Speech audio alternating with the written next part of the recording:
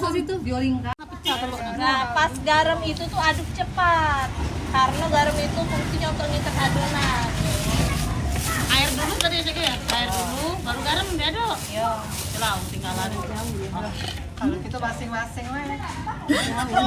Masuk ke putih telur. Sudah tebel-tebel nih. Masuk ke lah.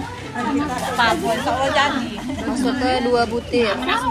Aduk lagi sampai rata. Lanjut masuk ke sagu. Sagu ya. Sagu tuh Sagu ini sagu udang. Oh, sagu udang. Tergantung. Kalau nah itu yang Masukkan sagu dikit-dikit ya. liompit. Tani itu dia teksturnya lebih basah. Jadi kalau untuk pemula kan belum lemes ya tangannya ya lambat. Nah jadi sebaiknya tidak ada pakai sagu yang kuning itu kalau untuk pemula. Kecuali kalau lah mahir kan cepet, tidak apa-apa. Karena